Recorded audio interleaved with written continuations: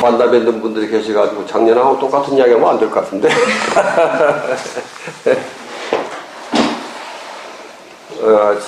반갑습니다. 이남국이라고 합니다. 아까 우리 원영경 선생이 인문학 운동가라고 소개를 했는데, 저는 그 인문학자가 전혀 아닙니다. 논문을 가지고 지금 5차례 여러분들하고 함께 이야기를 나누려고 하는데, 사실은 제가 논어를 본 게 2006년이니까 한 10년 가까이 되는데요. 그때가 제가 62살인가 될 때 처음 논어를 봤어요. 젊었을 때는 그 공자를 많이 싫어했습니다. 아주 수구 반동이라 해가지고.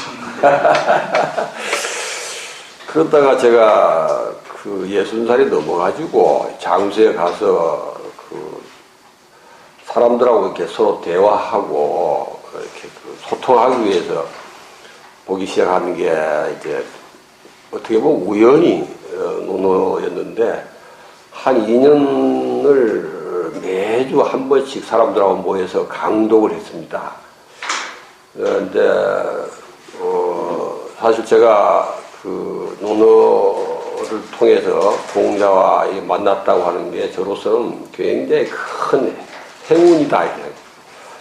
아마 그렇지 못했다 그러면 인류의 어떤 보물창고의 하나를 여러 가지 오해를 하면서 들여다보지도 못한 채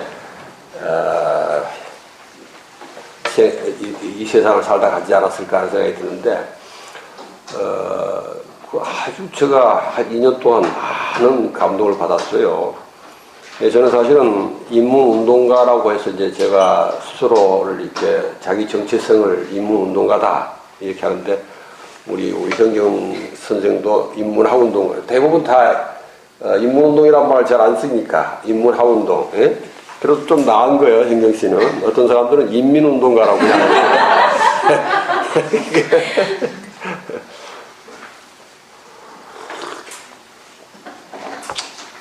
그래서 저는 이제 차차 한 몇 번 이야기하다 보면 제가 이야기하는 인문운동이 어떤 것인가 하는 거는 여러분께서도 이제 짐작을 하시게 될 텐데,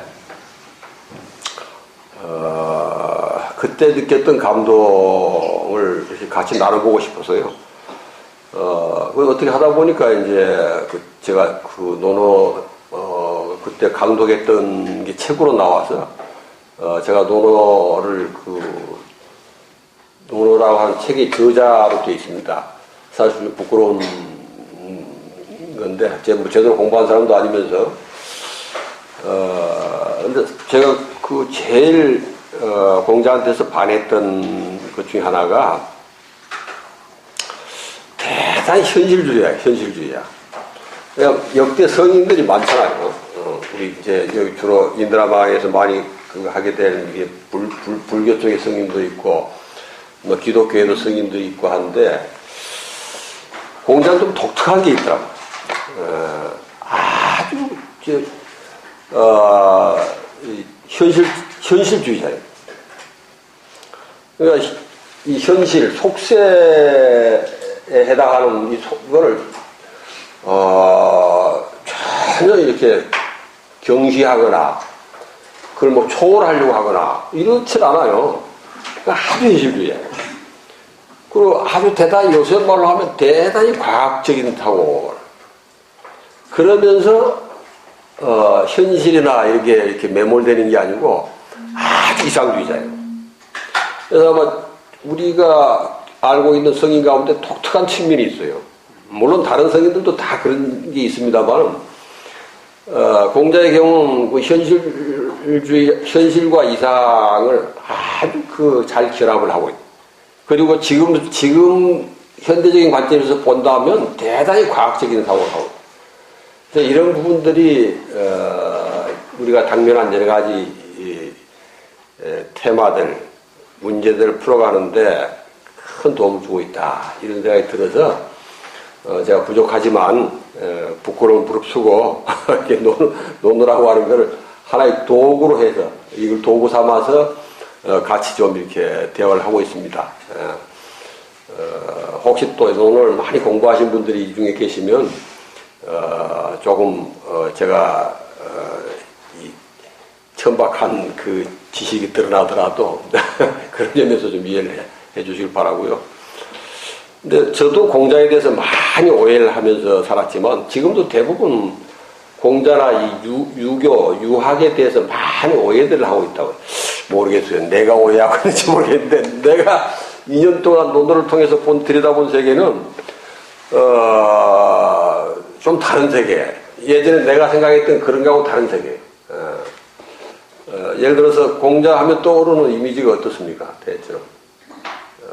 아마 저 대부분 이야기하면 한 두 가지 정도 이미지가 떠오르고 하나는 대단히 근엄한 도덕주의라든지 뭐 아주 그 정신세계를 이야기하는 그런 사람.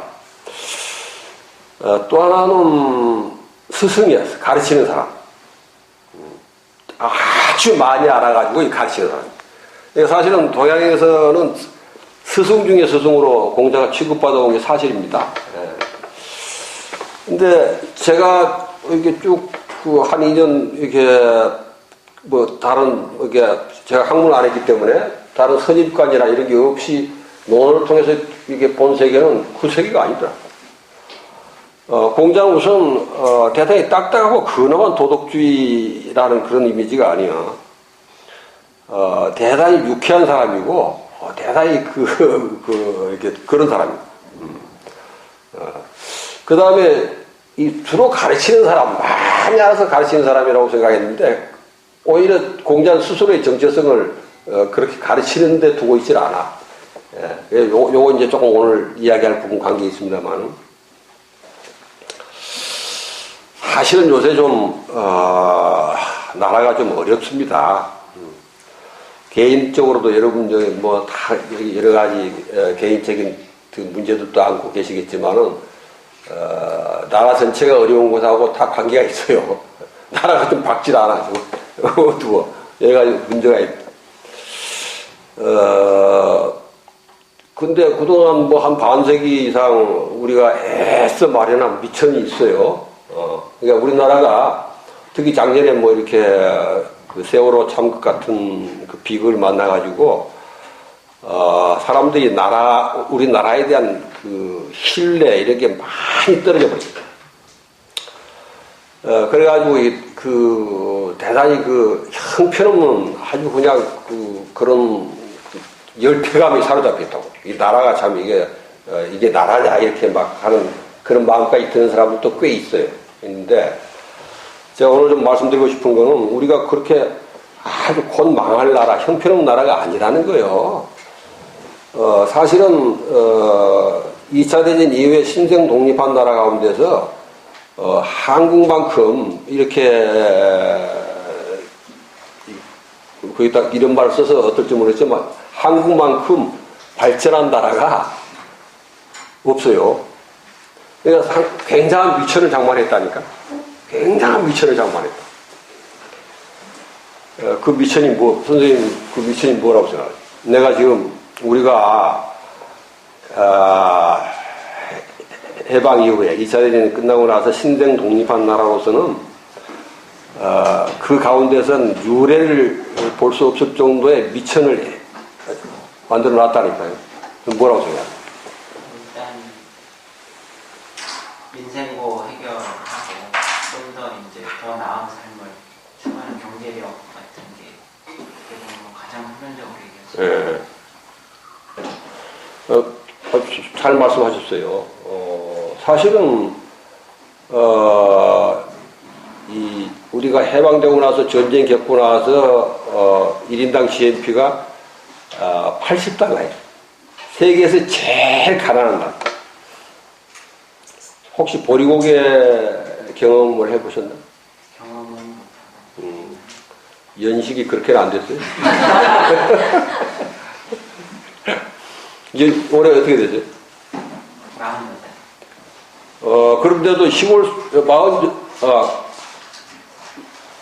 48인데도 아마, 그렇게 어린 시절을 보내진 않으셨죠? 그냥 보릿고개라는 걸 경험을 하진 않았어요. 배고파 본 적 있어요? 어렸을 때? 본 적은 글쎄요. 지금 기억상으로는 풍족하진 않아도. 근데 이 세대만 하더라도 조금 어렵게 산 사람들은 알더라고.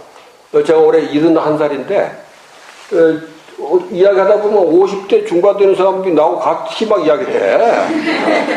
근데 그 말은 무슨 말이냐면 우리가 이렇게 절대 빈곤에서 벗어나는 게 그다지 오래 안 됐다는 이야기예요. 지금은, 지금 우리가 참, 사람들이 어려워하잖아요. 1인당 GNP가 지금 3만 달러 넘었나? 거의 3만 달러 됐을 거야, 아마. 80달러에 3만 달러면 거의 한 300, 요새 내가 계산을 잘 못해. 빨리빨리. 하여튼 많이 들었어. 80달러에서 많이 들었는데 지금 사람들이 굉장히 살기 어렵다고 생각해. 근데 그 살기 어려운 정도가 옛날 살기 어렵던 거하고 지금 살기 어려운 거 질이 달라. 사실 우리가 이게 엄청난 미천을 장만해 놨다니까. 그리고 또 하나가 있어요. 또 하나 미천 장만한 게 있다니까. 지금 신생 독립한 나라들, 2차 대전 이후에 신생 독립한 나라 가운데서는 이것도 우리나라가 상당히 지금 발전한 게 있어. 아까 이제 그 물질 아니 물질. 또 하나, 제도야, 제도.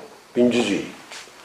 지금 민주주의 이야기하는 사람들이 지금 아마 여기 계신 분들 가운데서도 그 민주주의가 지금 후퇴하고 말이지 막 요새 그 제2민주화 운동도 하자고 그러는데 이런 생각을 하실지 모르지만 객관적으로 봤을 때는 이 한국의 민주주의는 2차 대전 이후에 신생 독립한 나라 가운데서 가장 발전한 나라. 물론 이게 사람에 따라서는 지금 많이 후퇴하고 있다고 생각하는 부분이 크게 보일 수가 있어요. 저도 지금 많이 후퇴하고 있다고 봐요. 근데 그걸 부정하는 건 아닌데 어떤 선 아래로 후퇴하는 것까지는 안 될 정도까지 나왔다니까. 지금 무슨 유신 독재라든지 이렇게 돌아가리라고 보는 사람들이 없어. 그리고 다음 2017년 대통령 선거 할 때 정권 교체가 된다고 해서 무슨 쿠데타가 일어날 가능성에 대해서 염려하는 사람이 없다니까. 뭐 군대가 나온다든지 테러가 요새 이상한 테러도 있지만 하여튼 그런 게 뭐 이렇게 하리라고 예상하지가 않아. 이렇게 아주 귀중한 미천을 장만해 놨는데 아이고 나라가 망할지 모르겠다는 거예요 지금. 이게 안타까운 거예요. 잘못하면 이렇게 애써 마련한 미천을 제대로 쓰지도 못하고 나라가 망할지도 모르겠다 이게. 이거 요새 이제 우리 사람들이 이건 뭐 어떤 뭐 정부 하나가 잘못 들어서 가지고 그런 게 아니에요. 이제 발전의 단계가 달라졌다니까. 발전의 단계가 달라졌는데 옛날의 동력 가지고는 이제 더 나가지 못하게 돼 있어. 그래서 요런 때 지금 우리가 여러 가지를 생각을 하게 돼요. 저는 뭐 여러 가지 원인이 있겠지만 그 중에 하나가 이제 우리가 그 물질이 그만큼 나가고 제도가 나가는데도 여기서 한 단계 더 나가지 못하게 하는 원인 중에 아주 중요한 원인의 하나가 물질이나 제도는 빨리 변합니다. 근데 그 물질이나 제도가 변하는 것보다 뭐가 변하는 게 더 늦어. 네? 아니 물질이나 제도는 빨리 바뀐다니까 빨리 변할 수 있다고. 근데 뭐가 변하는 게 늦어요? 사람들의 의식이 변하는 게, 문화가 바뀌는 게 더뎌. 근데 지금 우리는 그 의식이나 문화가 바뀌지 않으면 앞으로 나가기 힘든 그런 단계에 봉착했다고. 이걸 내가 무슨 이런 이야기를 주로 하자는 게 아니니까 뭐 간단하게만 무슨 제가 이야기하는 전제로서 말씀드리는 건데, 그래서 요 단계에서 이게 우리 행복들이 멈춰 있어. 예. 그러니까 확실히 전체적으로 봐서 물질이 풍요해지고 민주주의도 발전했는데 사람들이 굉장히 힘들어해. 예. 그 힘들어하는 게 뭐냐? 요새 아주 딱 드러나는 거예요. 뭐가 지배한다는 거예요. 뭐가.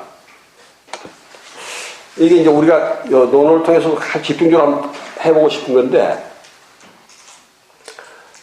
인간이 특성이 있어요. 인간이 행복을 추구하는 데서 그걸 가지고 있는 수단 가운데 하나가 다른 동물에 비해서 이 생활수단, 물질적인 수단을 만드는 생산력이 다른 동물에 비해서 비할 수 없이 높아. 여기 아주 요거는 인간의 장점이에요, 단점이에요. 아니 인간이 먹고 이게 자기 생존에 필요한 물질을 만드는 데서 다른 동물은 비교할 수 없을 정도로 높다니까. 이게 장점이에요, 단점이에요? 장점이요. 또 하나는 인간이 이게 대단한 지적 존재야. 예? 그래서 다른 동물보다 이 관념, 이 사람의 어떤 관념을 가지고 있다고 하는 점에서 다른 동물에 비해서 굉장히 특색이 있어요. 이 장점, 이게 두 가지 다 장점이야. 이게 사실은 인간이 행복을 향해서 나가는데 큰 수단인데, 요게 지금까지는 그런 장점이 발휘됐다고. 지금까지는 장점이 발휘됐는데, 어떻습니까? 물질이라고 하는 거는, 인간이 행복을 위한 수단이라니까? 수단인데, 만일에 물질이 인간을 지배해버리면 어떻게 돼? 행복이야, 불행이야? 요게 이제 등장하는 거예요. 그러니까 처음에는 너무 물질이 없으니까 막 물질적인 생산력을 만들면 이게 행복의 조건이야. 그게 우리가 이른바 산업화라고 하는 거예요. 이게. 그렇게 했는데 이게 역전이 되어버리는 거야. 이게 요새 작년에 이제 뭐 비교를 통해서 나타났지만 물질, 돈이라고 하는 것이 수단이 아니라 이제 이게 그냥 목적처럼 되어버린 거예요. 이걸 흔히 뭐라 그러냐면 물신의 지배라고 해요. 물신. 물질이 신이 되어버렸다 이거예요. 그러니까 돈이 된다고 그러면 뭐 가리지 않아. 그 요새 이제 나타나는 여러 가지 비극에 심지어는 끔찍한 범죄들이 그 돈 때문에 많이 일어나. 요게 하나고, 또 하나는 뭐냐면, 민주주의가 상당히 발달했다고 하는데, 사람들이 이게 행복하질 않아. 왜? 이게 철저히 사실은 개인의 해방을 중심으로 한 민주주의, 개인 중심이 되는 민주주의인데, 하다 보니까 이게 뭐가 돼? 아주 극도의 이기주의가 돼요. 극도의 이기주의가 되니까 사회가 어떠세요? 차가워요, 따뜻해요? 민주주의가 굉장히 발달하는데 사회는 점점 차가워진다고. 그래서 사실은 이 두 가지가 핵심 지금 우리가 그렇게 미천이 장만됐음에도 불구하고 이게 행복하지 못하고 여러 가지 막 불행을 느끼게 되는 그 근원이 뭐가 있나 하면 이 두 가지라니까. 수단으로 활용할 것들이 수단을 넘어서가지고 이것이 지배해버리고 있어요. 사람을 지배해버려요. 사람이 그걸 잘 쓰면 이게 행복의 조건이 되는데, 이게 사람을 지배해버려요. 이게 두 가지. 하나가 물질의 지배고, 하나는 뭐냐 하면, 이기주의야. 이기주의라고 하는 게, 근데 사실 이 두 가지가 돈이 지배하는 차가운 세상을 만들어버렸다 이거예요. 그래서 이게 아마 지금 우리 시대, 앞으로 시대의 과제는 이걸 어떻게 사람이 이제 중심이 돼서 사람이 주인이 돼가지고 물질도 관념도 사람이 주인이 돼서 활용을 할 수 있는 이런 사회로 만들어 가느냐, 이게 이제 핵심 테마인데, 오늘은 그 중에 하나를 주로 이제 말씀드리겠어요.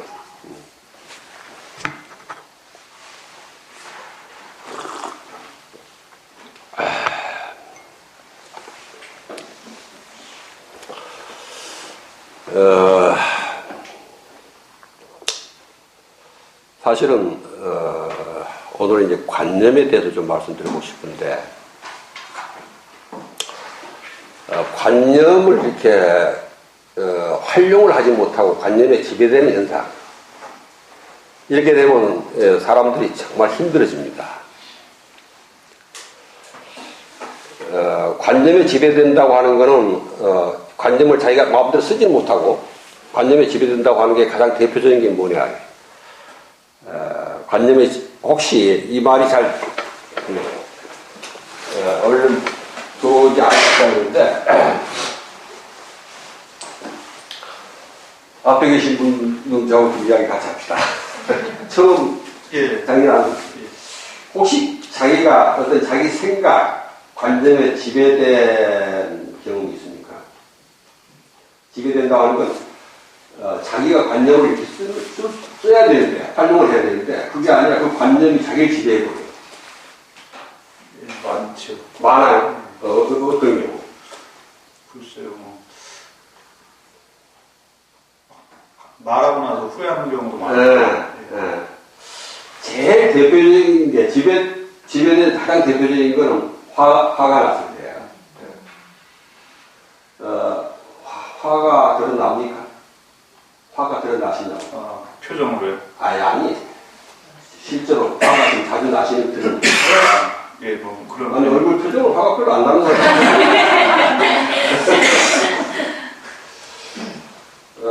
화가 나면 어떻게 돼요? 화가 나면. 말이 빨라지고 원성이 높아지고. 화가 나면 사실은 자기가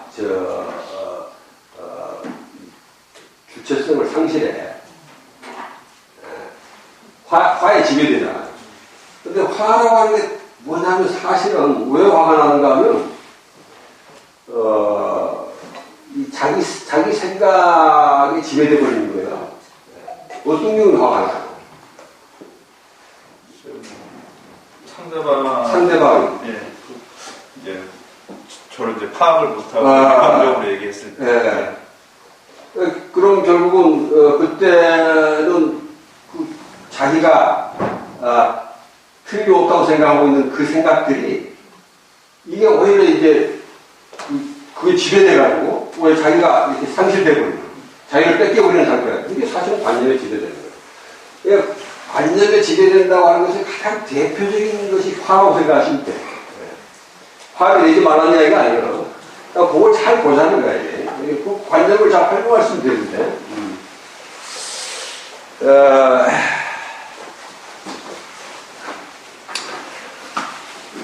사실은 우리가 그 일상적인 삶 속에서 이게 이런 연습들을 많이 할 수 있습니다. 혹시 페이스북 같은 거 하세요? 전혀 안 해요. 에? 전혀 안 해요. 일부러 안 하시는 거예요? 예. 왜? 그걸 보고 이제 또 다른 저를 판단하고 있더라고요, 사람들이. 저는 그냥 메모 형식이었는데 그게 이제 제 본 모습인 줄 알고 판단하고. 그래서 하시다 그만뒀구만. 예.